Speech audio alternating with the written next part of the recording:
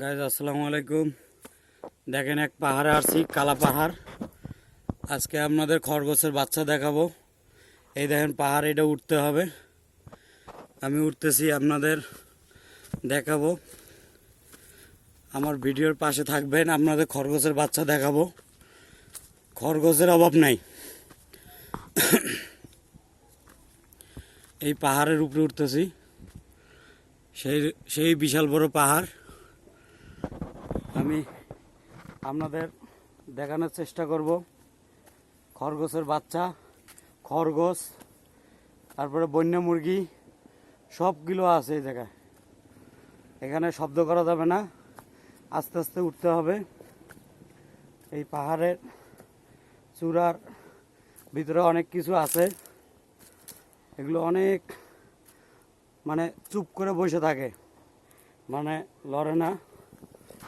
আমি উঠে দেখানোর চেষ্টা করব আপনাদের, আমার পাশে থাকবেন। এই যে দেখেন পাহাড়, এই পাহাড়ে উঠছি। ওই নিচে সমতল জায়গা, এইখান থেকে উইটা আসলাম। ওই যে ওই নিচে সমতল, এদিকে অনেক পাহাড়ি আছে, চাষ করে।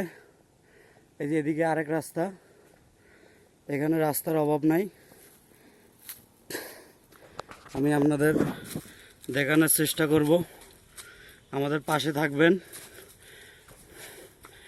আমি আপনাদের বন্য মুরগি, খরগোশের বাচ্চা এগুলো দেখাবো। আমার ভিডিওটা কন্টিনিউ করবেন।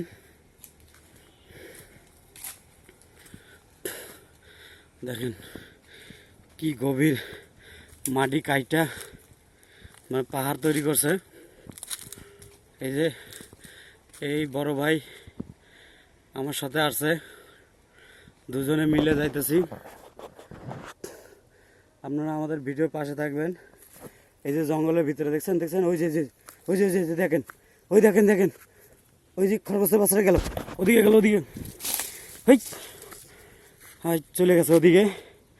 আমি আপনাদের দেখানোর চেষ্টা করব, আপনারা পাশে থাকেন। এই যে এদিকে চলে গেছে খরগোশ। এগুলো একটু শব্দ পাইলে, জঙ্গলে খরগোশ তো একটু শব্দ পাইলেই দূরত্ব চলে যেতে পারে। দেখেন কত বড় খাদ, এই খাদের থেকে উঠে আসছি। আপনারা আমার পাশে থাকবেন।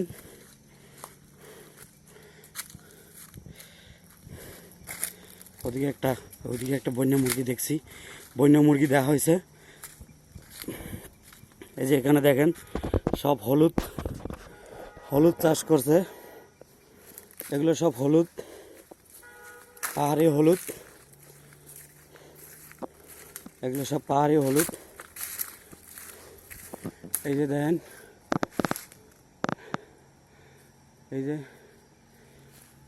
এদিকে কম আসে মানুষ, বছরে একবার লাগাই দিয়ে চলে যায়।